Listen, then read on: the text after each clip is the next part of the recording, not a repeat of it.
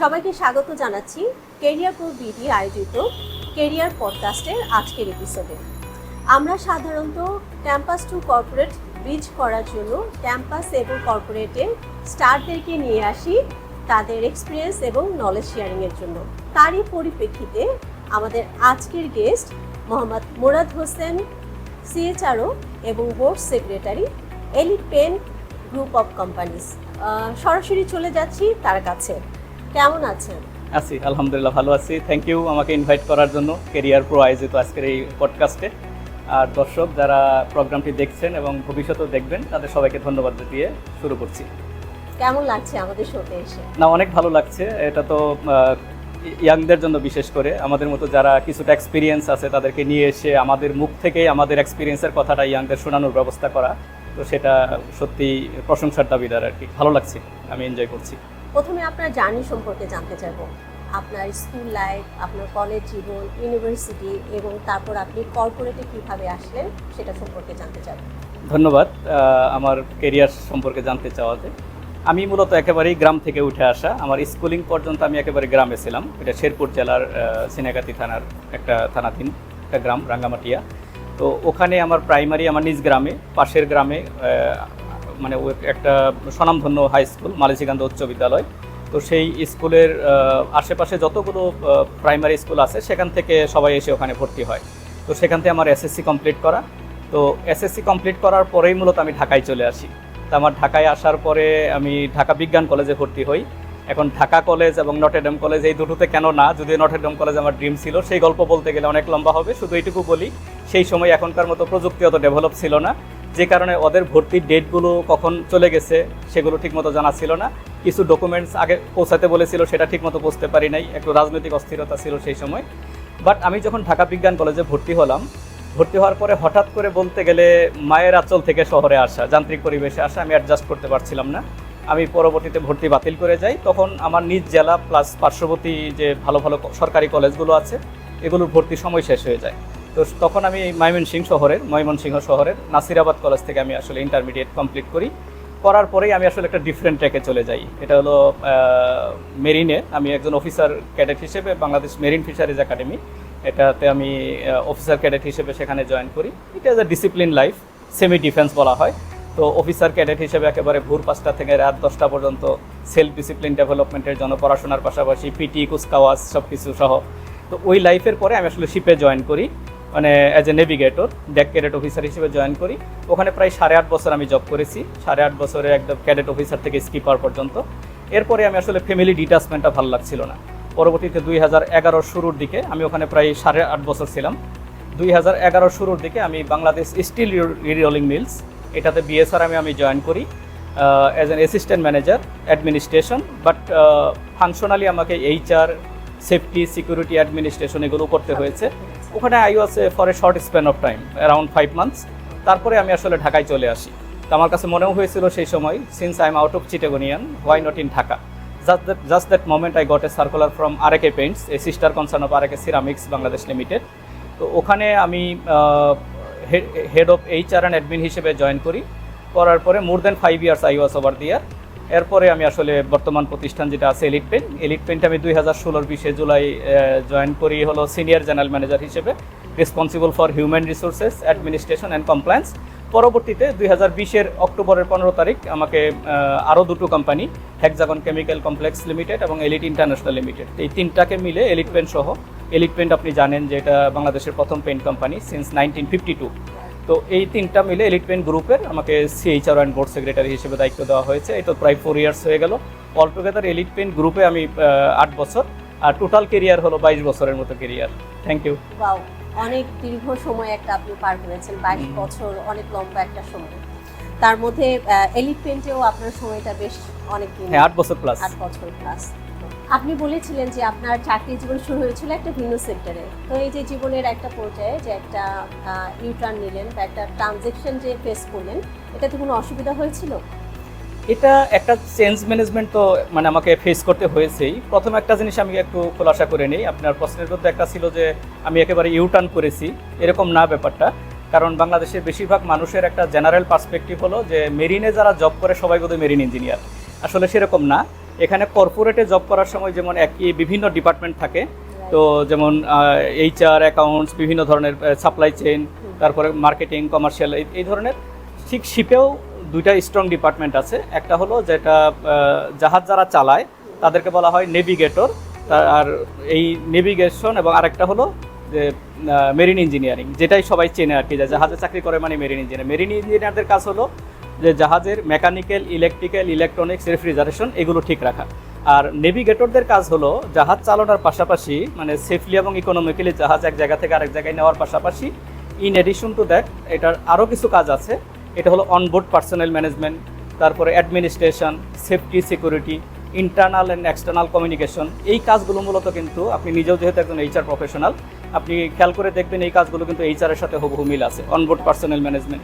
তো সেই জন্য আমাকে একেবারে হিউজ ব্যাক পেতে হয়নি, কারণ before migrating my profession from marine two corporate, আমি যেহেতু প্রায় মোর দেন 3 ইয়ার্স স্কিপার হিসেবে ছিলাম একটা জাহাজের, অর্থাৎ ক্যাপ্টেন হিসেবে, তো এই কারণে আমাকে একেবারে ব্যাক পেতে হয়নি। বাট ইয়েস, একটা সমস্যা হয়েছে যে আই ওয়াজ অ্যারাউন্ড 30 দেন, এবং খুব অল্প কেরিয়ার কর্পোরেটের এক্সপিরিয়েন্স নিয়ে এসে যখন আমি একজন ডিপার্টমেন্টাল হেড হিসেবে জয়েন করলাম, I am talking about my second organisation, RK paints, যেটা বর্তমানে Kansai Nerolac paints Bangladesh limited. তো এখানে আমার একটু অসুবিধা হয়েছে যে লোকজন আমাকে অ্যাকসেপ্ট করতে চাচ্ছিল না, যে I was too young then as a head of department. তো অন্যান্য যারা আছে আমার বর্তমান যে এজ গ্রুপ, সেই এজ গ্রুপের হয়তো কর্পোরেটে 15-20 বছর চাকরি করে তারা ডিপার্টমেন্টাল হেড হয়েছে। তখন আমার জন্য দুটো চ্যালেঞ্জ ছিল। একটা চ্যালেঞ্জ হলো যে to go back again into marine life, to start the job on board the ship as a mariner or as a skipper. আর আরেকটা হলো এক্সপিরিয়েন্স গেইন করার জন্য to start the job from the beginning. তো after achieving 8 to 10 years experience, then I need to be the head of department once again. দুটোর ভিতরে কোনোটাও যদি আমি অ্যাকসেপ্ট করি তাহলে কিন্তু আমি চ্যালেঞ্জে হেরে গেলাম। আমি একটা ডিপার্টমেন্ট হেড থেকে আমি কেন চ্যালেঞ্জ থেকে ভয় পেয়ে আমি চলে যাব? তো আমি তখন খুঁজে বের করলাম যে আমার দ্বারা তো আর ব্যাক করে ওই এক্সপিরিয়েন্সটা গেইন করা সম্ভব না, বা আমি চাকরি ছেড়ে মেরিনেও যাব না। তাহলে আমার নিজেকে প্রুভ করার জন্য কী দরকার? তখন আমি একটা ওয়ে আউট করলাম যে বাংলাদেশে হিউম্যান রিসোর্স ডিপার্টমেন্টে কাজ করার জন্য মানে কি কি ডিগ্রিস এবং কোর্সেস আছে, I have to complete all those courses to make myself a bit different or a bit uncommon from the common people. তখন আমি আমার MBA আগে করা ছিল major in human resource management, আমি post graduate diploma in human resource management করলাম, LLB করলাম, তো তারপরে ডিপ্লোমা ইন সোশ্যাল কমপ্লেন্স করলাম। আমি জাপানে গেলাম 2014 সালে, ওখানে লিডারশিপ এবং টিম ওয়ার্কের উপরে solving human and organisational problems এগুলো করলাম। করার পরে অল টুগেদার দেখা গেল যে আমি ততক্ষণে প্র্যাকটিক্যালি কাজ করতে করতে কাজেও বেশি হয়ে গেছি, এবং কাকতালীয়ভাবে যেহেতু আই ওয়াজ ভেরি সিরিয়াস, এবং ঢাকার শহরে সন্ধ্যাকালীন এবং উইকেন্ডে যত ধরনের ট্রেনিং হয়েছে 2011 to 2016 কথা বলছি, আমি প্রতিটা জায়গায় আমি চেষ্টা করেছি অ্যাটেন্ড করার জন্য। এই যে রোবোটিক লাইফ, এই যে এফোর্ট, এটা আমাকে পে অফ করেছে পরবর্তীতে। তা আমি যারাই আমাকে সেই সময় একটু ডিসকভারেশন করার চেষ্টা করো, তারাই একটু পজিটিভলি দেখে না, হি ইজ ডিফারেন্ট। তো এইভাবে আসলে মানে চ্যালেঞ্জগুলো ফেস করতে হয় আর কি, আমি বলবো। জার্নিটা অনেক সুন্দর ছিল, যে অনেক হার্ড ওয়ার্ক করে আসলে একটা জায়গা অ্যাচিভ করতে হয়েছে। আপনার কি মনে হয় যে এই ক্যারিয়ার সুইচের কোনো নির্দিষ্ট বয়সসীমা আছে, বা একটা বয়সের পরে যে ক্যারিয়ার সুইচ করা উচিত? এটা খুবই গুরুত্বপূর্ণ প্রশ্ন। আমি বিভিন্ন ইউনিভার্সিটিগুলোতে যখন গ্র্যাজুয়েটিং স্টুডেন্টদের কথা বলতে যাই, বা অনেক ইয়াং প্রফেশনাল যখন মোবাইলে নক করে, হোয়াটসঅ্যাপে বা মেসেঞ্জারে বা সাক্ষাতেও বলে যে কেরিয়ার সুইচ সংক্রান্ত, বিশেষ করে আমাকে আরও বেশি বলে এই কারণে যে আমি যেহেতু একটা কেরিয়ার মানে 1 বছর একটা মিড কেরিয়ার থেকে বলা যায় কেরিয়ারের টপ পর্যায়ে প্রায় কাছাকাছি পৌঁছে আমি সুইচ করেছি, আমাকে এই প্রশ্নটা বেশি করা হয়। এখানে আমি এই কেরিয়ার সুইচিংয়ের ব্যাপারে আমি একটা বিখ্যাত লোকের কিছু সাজেশন বা অ্যাডভাইস রেফার করে আমি উত্তরটা দিতে চাই। এটা হলো আলিবাবার প্রতিষ্ঠাতা জ্যাকমা। তো জ্যাকমার কেরিয়ার নিয়ে কোন বয়সে কি করা উচিত এটার একটা সাজেশন আছে। জ্যাকমার সাজেশন হলো যে উইদিন 20, যখন আমরা 20-এর ভিতরে, তখন try to be good student, অর্থাৎ তখন একাডেমিক ব্যাকগ্রাউন্ড এবং সিজিপিএ, একটা গুড সিজিপিএ সিকিউর করাই হলো মেইন কাজ। 20 থেকে 30-এর মধ্যে জ্যাকমার সাজেশন হলো যে তখন মানে একজন ভালো বস চয়েস করো in a small company, because group of কোম্পানিজে বা বড় কোম্পানিতে অনেক ধরনের লোক থাকে, সেখানে নিজেকে ফোকাস করা বা হাইলাইট করার পসিবিলিটি কম। ছোট কোম্পানিতে ভালো বসের আন্ডারে জব করার সাজেশন দেওয়া হয়েছে 20 থেকে 30। 30 থেকে 40-এ বলা হয়েছে মানে ওয়ার্ক ফর ইউর সেলফ, অর্থাৎ নিজের জন্য কাজ করা। 40-এর পরে উনি ডিসকারেজ করেছেন কেরিয়ার সুইচের ব্যাপারে, বলেছেন যে এই সময়টাতে do what you good at, where you good at, অর্থাৎ তুমি যেটাতে ভালো সেই কাজটাই করার চেষ্টা করো 40 থেকে 50-এর মধ্যে। 50-এর পরে এই যে লার্নিংটা হলো, এই লার্নিংয়ের জন্য ইয়তদের জন্য কিছু করার, যেটা আপনি এখন করছেন, এটা একটা আর্লি শুরু করেছেন তো কেরিয়ার প্রোর মাধ্যমে। আর এর বাইরে যখন 60+ তখন হলো যে নিজের জন্য কিছু সময় স্পেন্ড করা বা নিজের পিছনে সময় ইনভেস্ট করা, নিজের আত্মার কিছু খোরাক দেওয়া। এখন আমি একটু পিছনে ফিরে যেতে চাই। এই যে 30 থেকে 40-এর বয়সটা, জ্যাকমার সাজেশন যে ওয়ার্ক ফর ইউরসেলফ। আমি বলবো কেরিয়ার যদি চয়েস মানে চেঞ্জ করতেই হয়, মানে সুনার ইজ বেটার, রিয়েলাইজেশনটা যত আর্লি হয় 30 থেকে 40-এর মধ্যেই বেটার সময়। যেই সময়টা আমি যদি আপনি আমার দিকে যদি খেয়াল করেন, আমি যে সুইচটা করেছি, সিন্স আমার একটা ডিসিপ্লিন কেরিয়ার, সেটা আমি প্রায় 21, 22 বা 23 বছরে আমি শুরু করেছি। আমি 8 বছরের মধ্যে কিন্তু আমি ওটার মানে পিকে পৌঁছে গেছি। তো পৌঁছে যাওয়ার পর আমি যে সুইচটা করেছি, that time I was around 30+ but very near to 30। তাহলে আমি কিন্তু সঠিক সময়ে ইয়ে করেছি। এই জন্য আমার তখন এনার্জি ছিল, তখন এফোর্ট ছিল, সেই সময়টা আমি অ্যাডাপ্ট করে নিতে পেরেছি। এই জন্য আমি বলবো যারা কেরিয়ার মানে চেঞ্জ করতে চায় তারা যেন মানে 40-র আগেই করে নেয়। এর আগে আরও যত আগে করতে পারবে তত ভালো, বাট 40-র পরে যে কাজটা উনি ভালো পারে সেটাই যেন করে। ধন্যবাদ। ভিউয়ার্স, অনেকেরই আসলে এটা নিয়ে আমাদের কাছে বিভিন্ন সময় আপনারা প্রশ্ন করেছিলেন যে আসলে কেরিয়ার সুইচ করতে যাওয়াটা ঠিক কিনা। তা আমার মনে হয় আজকে আপনারা সেটার অ্যান্সার পেয়ে গিয়েছেন। কেউ যদি তার কেরিয়ার পাথ চেঞ্জ করতে চায় তাহলে তাকে কি কি বিষয় বিবেচনায় আনা উচিত এবং এই কেরিয়ার পাথ চেঞ্জ করার বিষয়টা সে কতটুকু স্মুথলি করতে পারে। ধন্যবাদ প্রশ্নটার জন্য, কারণ এটাও একটা ডিলেমা যে কেরিয়ার অনেকে চুজ করতে চায়, বাট করতে গিয়ে কি করা উচিত অনেকেই মানে অ্যাফ্রেড হয়ে যায়, ফিয়ারনেস কাজ করে যে আমি সুইচ করতে গিয়ে আবার কোনো ঝামেলায় পড়ি কিনা, তাই না? এটার ক্ষেত্রে আমি একটু ব্যাক পেয়ে যাই আমার পার্সোনাল এক্সপিরিয়েন্সের দিক থেকে। 2014 সালে আমি আমার কেরিয়ার কার্ভের ভিতর আমি বলেছি 2014 সালে আই হ্যাড অপরচুনিটি যে জাপানের ওসাকাতে 2 সপ্তাহের একটা লিডারশিপ এবং টিম ওয়ার্কের একটা স্কলারশিপ, একটা অ্যাওয়ার্ডসের স্কলারশিপ ছিল, association of overseas technical scholarship. তো ওই লিডারশিপ এবং টিম ওয়ার্কের ওই ট্রেনিংয়ের ভিতরে এক একদিন এক একজন ইন্ডাস্ট্রি এক্সপার্ট বা একাডেমিক এক্সপার্টরা আসতেন। একজন প্রিন্সিপাল ম্যানেজমেন্ট কনসালটেন্ট এসে প্রথমে আমাদেরকে জিজ্ঞেস করলেন, 17টা দেশ থেকে 24 জন পার্টিসিপেন্ট ছিলেন, যেহেতু ডাইভার্সিফাইড পার্টিসিপেন্ট, তাদেরকে জিজ্ঞেস করেন আপনারা কি জানেন বর্তমানে জাপানের কি বর্তমানে মানে সবচেয়ে বার্নিং কোশ্চেন কি বা সবচেয়ে বড় ক্রাইসিস কি? তখন আমরা বলেছি কেউ সুনামি, তার কিছুদিন আগে সুনামি হয়েছিল সেখানে, আবার কেউ বলেছে জাপানের আসলে বা ভূমিকম্প। বড় সমস্যা কি সেটা আমরা ভূমিকম্পকে ন্যাচারাল ডিজাস্টারকে মনে করি। এক্স্যাক্টলি আমরাও স্বভাবতই সেটাই উত্তর দিয়েছি।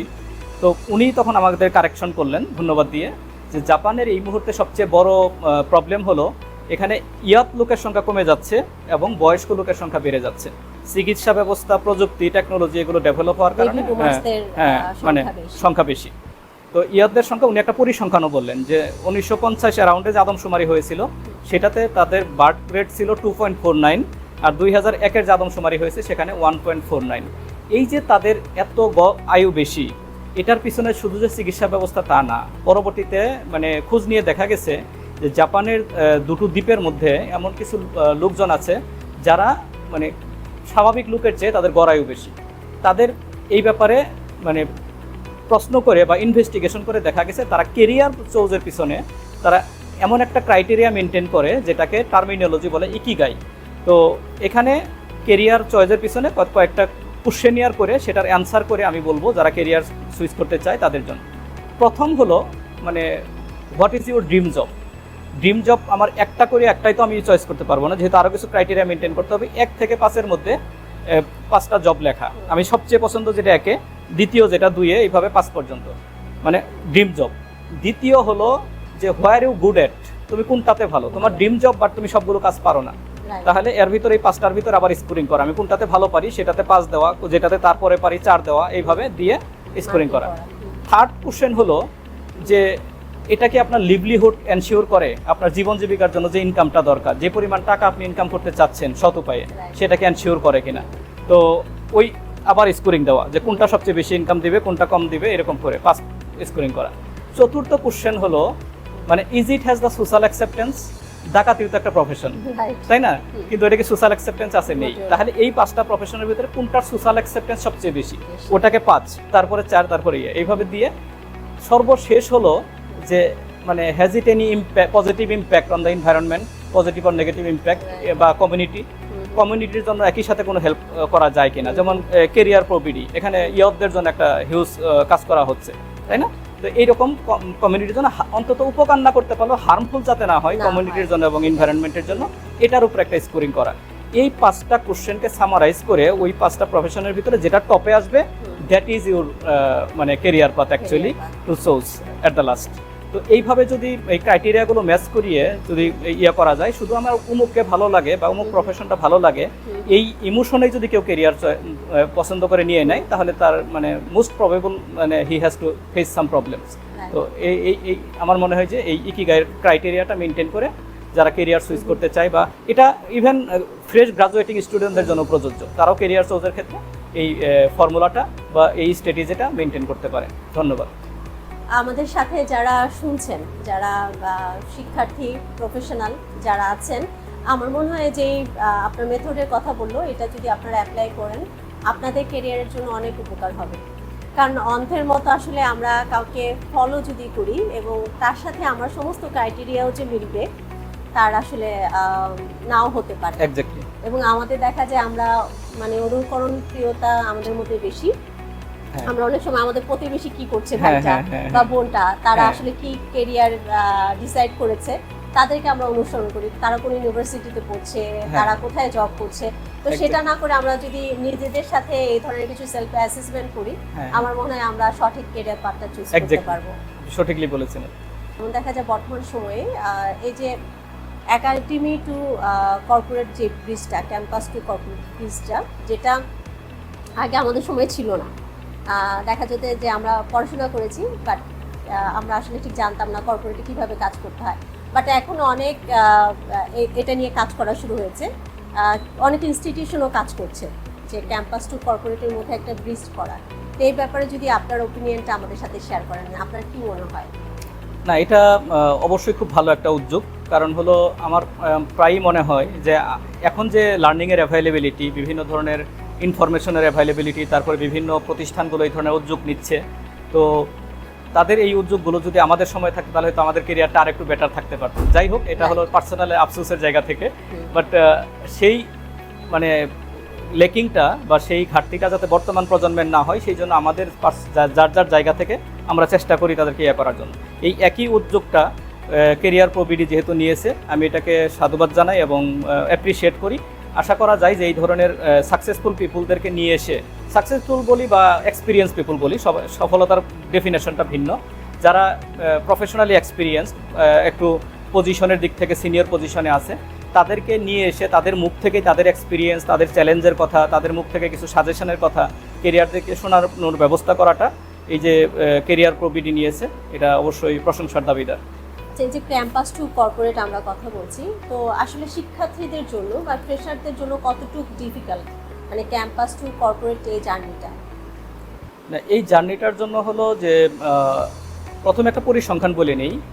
মানে ইউনিভার্সিটি গ্র্যান্ড কমিশনের ডেটা অনুসারে সর্বশেষ, আমি যদি ভুল না করি, 109টা প্রাইভেট ইউনিভার্সিটি এবং 54টার মতো পাবলিক ইউনিভার্সিটি। আমরা যদি একদম স্পেসিফিক ফিগার যদি একটু এদিক সেদিক হয়ও, কারণ অনেকগুলি প্রাইভেট ইউনিভার্সিটির ব্যাপারে অনেক রেস্ট্রিকশন বা নিষেধাজ্ঞা আছে, ধরে নিলাম আমরা অ্যারাউন্ড 110 বা 100 প্রাইভেট ইউনিভার্সিটিস এবং অ্যারাউন্ড 50 পাবলিক ইউনিভার্সিটিস। এই যে 150+ ইউনিভার্সিটি, এই ইউনিভার্সিটিগুলো থেকে এখন 3টা করে সেমিস্টার, দেখা গেলো 4 মাসে একটা সেমিস্টার, অর্থাৎ প্রতি 4 মাস পর পর একটা হিউজ নাম্বার অফ গ্রাজুয়েট বের হচ্ছে প্রতিটা ইউনিভার্সিটি থেকে।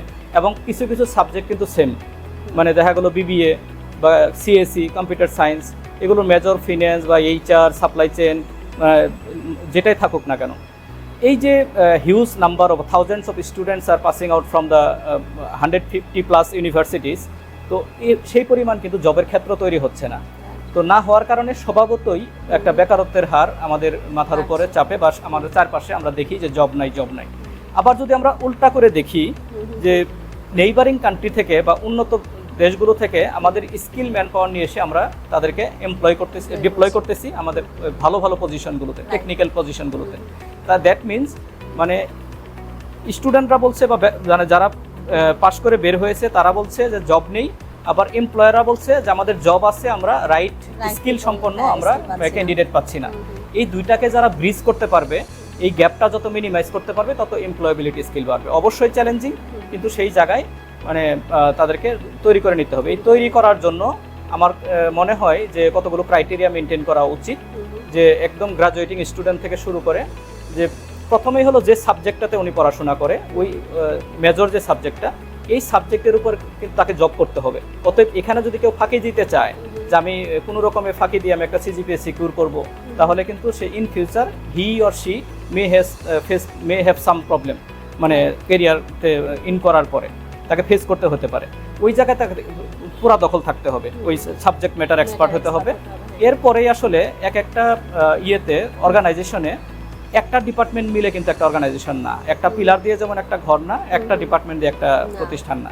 প্রতিষ্ঠানে যে ডিপার্টমেন্টে সে জয়েন করবে আরো অনেকগুলো ডিপার্টমেন্ট থাকবে। এই প্রতিটা ডিপার্টমেন্ট কিভাবে কাজ করে তাদের কাজ সম্পর্কে একটা এভারেজ ধারণা থাকা, এটাকে বলা হয় টি শেপ পিপল। আমি যে সাবজেক্টে পড়ি সেটা হলো আই, আমি যদি এটা প্রশস্ত করে দেই তাহলে এই যে আমার হাতগুলো ই হলো, উইংটা বের হলো, এখানে থাকবে মানে অন্য ডিপার্টমেন্টগুলো থাকবে, আমার আদার্স ক্রাইটেরিয়া থাকবে, তাহলে বিজনেসের সম্পর্কে এভারেজ একটা নলেজ থাকে। হ্যাঁ, হরাইজন্টালি দুই দিক থেকেই, অর্থাৎ প্রথমে হলো তার টেকনিক্যাল স্কিল যেটা সাবজেক্ট ম্যাটার, দ্বিতীয় হলো বিজনেস স্কিল, এরপরে তৃতীয় হলো পিপুল স্কিল। আমরা দেখি অর্গানাইজেশনে বিভিন্ন একাডেমিক ব্যাকগ্রাউন্ডের, বিভিন্ন কৃষ্টি কালচারের, বিভিন্ন ধর্মের, বিভিন্ন গোত্রের পিপুল একই ওয়ার্ক প্লেসে একই ফ্লোরে কাজ করে। তাদের এটা মানে তাদের রেসপন্সিবিলিটি না তারা আমার মতো অ্যাডাপ্ট করবে, it is my responsibility to adapt with all. ওখানে যে এভারেজ একটা কালচার থাকে, আমাকে হ্যাঁ ডাইভার্সিটির যে ব্যাপার থাকে, ইনক্লুশনের যে ব্যাপারটা থাকে, আমাকে নিজে ইনক্লুশনে মানে ইন করাতে হবে আমাকে। তো ওই জায়গাটা এটাকে বলা হয় পিপুল স্কিল, অর্থাৎ লিডারশিপটা থাকতে হবে। এটার জন্য আমরা ইউনিভার্সিটিতেই থাকা অবস্থায় সে ক্লাবিং করতে পারে, বিভিন্ন ধরনের টিম ওয়ার্ক বা ভলান্টারি কাজকর্ম করতে গিয়ে নিজের এই পিপুল স্কিলটা ডেভেলপ করতে পারে। এর বাইরে সবচেয়ে বড় যে কমিউনিকেশন যে স্কিলটা দরকার, এটা হলো বলা হয় যে একাডেমিক ব্যাকগ্রাউন্ড এবং এক্সপিরিয়েন্স এই দুটো জব পাওয়ার ক্ষেত্রে হেল্প করে থাকে। বাট জব পাওয়ার পরে কতটুকু আপনার জবটা সাস্টেন করবে, কতটুকু গ্রহণযোগ্যতা বাড়বে আমার, কতটুকু আমার প্রমোশন হবে, কতটুকু আমি উপরে উঠবো ভার্টিক্যালি এবং হরাইজন্টালি, সেটার মোস্টলি ডিপেন্ড করে কমিউনিকেশন স্কিলের উপরে। তো এই কমিউনিকেশন স্কিল ভার্বাল হতে পারে, রিটেন হতে পারে। এই যে আমরা কথা বলতেছি বাংলায়, কিন্তু আমরা যখন এই স্ক্রিপ্টটাই বা কোনো কিছু করব তখন আমরা কিন্তু ইংলিশে মেনটেন করব। এই জন্য পরবর্তীতে যে স্কিলগুলো দরকার এগুলো বিজনেস ইংলিশ, অর্থাৎ ইংলিশের আমি একটা মেল করলে অপর পাশে দুইজন বসে যেন আমার মেলের ভিতরে অনেকগুলো ভুল আছে, স্পেলিং ভুল, সেন্টেন্সগত ভুল, গ্রামার ভুল, এগুলো নিয়ে যেন হাসাহাসি না করে। This is the right time ইংলিশটা একটু ইয়ে করে নেওয়া। আমাকে ফ্লুয়েন্ট হতে হবে এরকম না, আমাকে মানে সঠিকভাবে যাতে লিখি, আমি যতটুকু লিখি যেন ইফেক্টিভ ইংলিশ লিখি। এরপরে বর্তমানে ওয়ার্ড, পাওয়ার পয়েন্ট, এক্সেল এই তিনটা ছাড়া কিন্তু এখন অচল। কাজকে দ্রুত করার জন্য, কাজটাকে সুন্দরভাবে গুছিয়ে করার জন্য আমাদের মানে মাইক্রোসফট অফিস বলি বা কম্পিউটার লিটারেসি বলি, এটা আমাদের দরকার। আর লার্নিং হ্যাবিটটা খুব থাকা দরকার, কারণ হলো এখন প্রযুক্তি দ্রুত চেঞ্জ হচ্ছে। আমি যদি সময়ের সাথে সাথে নিজেকে খাপ খাইয়ে নিতে না পারি তাহলে কিন্তু আমি পিছিয়ে যাব।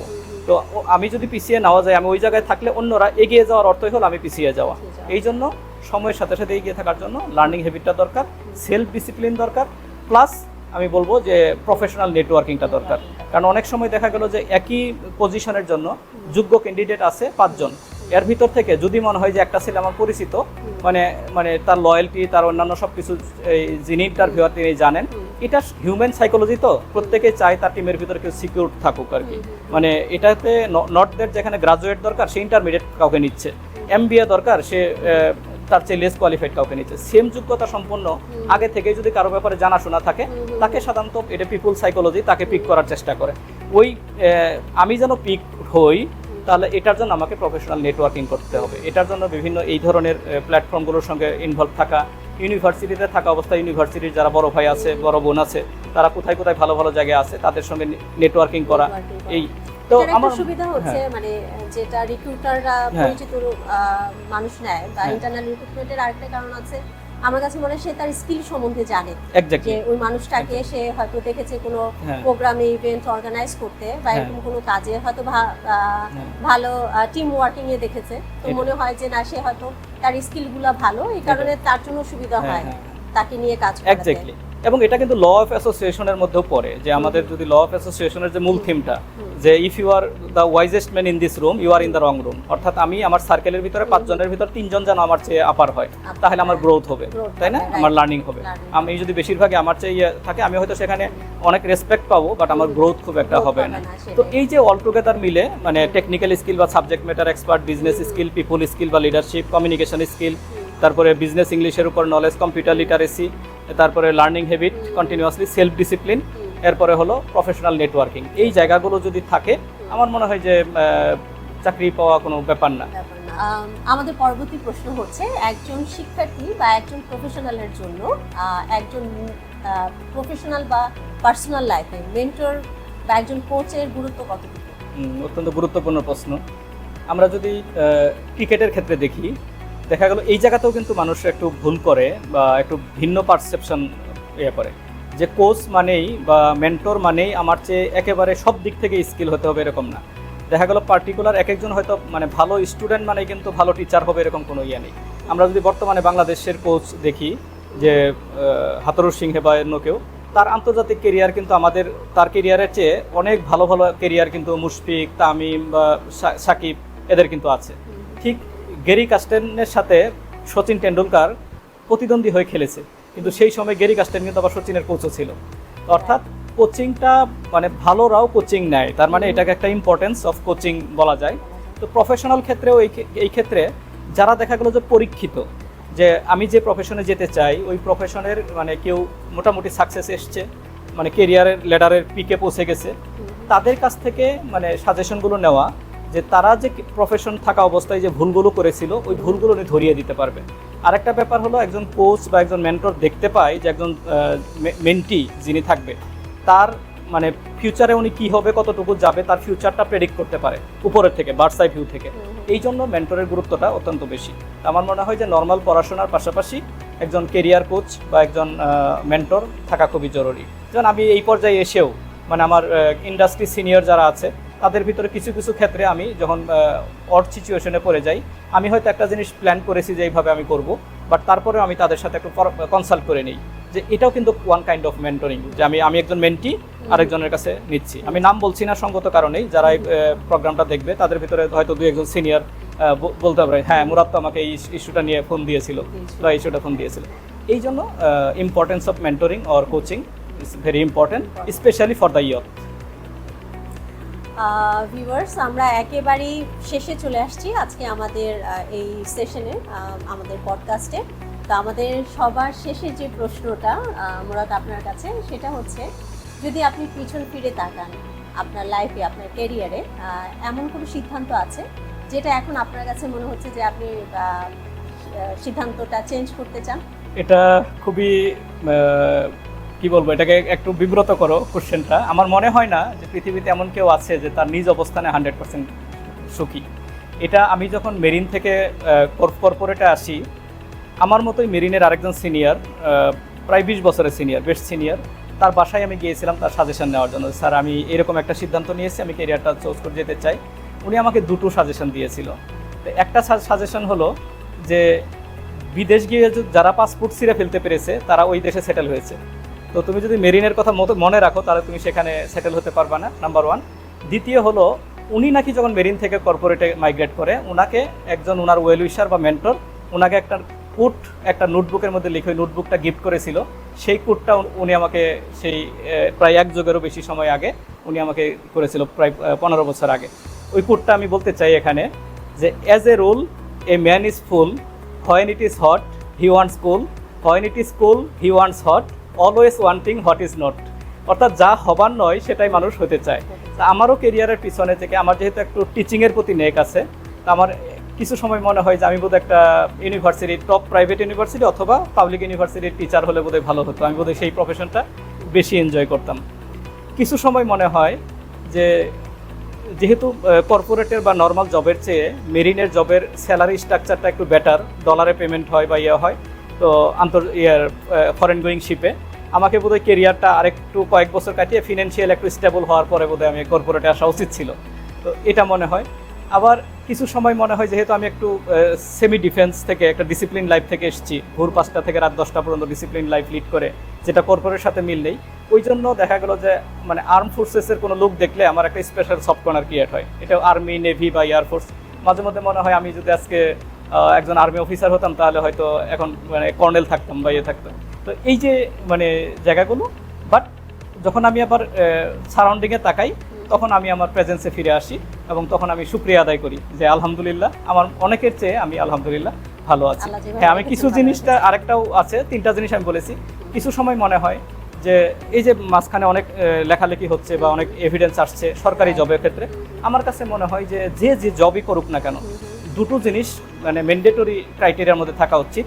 একটা হলো হিউম্যানিটি, মনুষ্যত্ব, আর একটা হলো সততা। এই দুইটার ক্ষেত্রে জিরো টলারেন্স থাকা উচিত। আমার ক্ষেত্রে মনে হয় যে সরকারি জবে মানে ঢুকে আমার বোধহয় প্রমাণ করা দরকার ছিল যে আমি কি সরকারি জবে থেকেও সৎ থাকা যায়। ঠিক আছে, তো এটাও মাঝে মধ্যে মনে হয়, but considering the surrounding aspect and everything, আলহামদুলিল্লাহ আমি আমার বর্তমান নিয়ে হ্যাপি। আমি ফুল টাইম একজন বিজনেস প্রফেশনাল বা এইচআর প্রফেশনাল হিসেবে আছি। ইন এডিশন টু দ্যাট একজন পার্ট টাইম ইউনিভার্সিটি ফ্যাকাল্টি। এই দুটো প্রফেশন নিয়ে আমি স্যাটিসফাইড। খুব সুন্দরভাবে আপনি আসলে এগিয়েছেন এবং লাইফের অনেকগুলো বছর পার করার পর আমার কাছে মনে হয় এটা আপনার জন্য অ্যাচিভমেন্ট। আপনার এক্সপিরিয়েন্স যেটা আমাদের স্টুডেন্ট বা ইয়াং প্রফেশনালদেরকে ইন্সপায়ার করবে, স্পেশালি ডিফারেন্ট ট্র্যাক থেকে এসে বা এজের একটা লাইফের একটা সময়ে আপনার কেরিয়ার সুইচ করা, এটা আসলে এই চ্যালেঞ্জটা নেওয়া অনেকেই নিতে পারে না, এটা অনেক কারেজের ব্যাপার। আপনার লাইফ জার্নি শুনলাম, আপনার কেরিয়ার জার্নি শুনলাম, আমাদের আপনার থেকে আসলে আমরা ইন্সপায়ার হলাম এবং স্টুডেন্টরা তারা দেখলো এবং আমার কাছে মনে হয় তারা এটা তাদের লার্নিং হিসেবে নেবে। অনেক ধন্যবাদ আপনার ব্যস্ত সময় থেকে কেরিয়ার প্রোকে সময় দেওয়ার জন্য।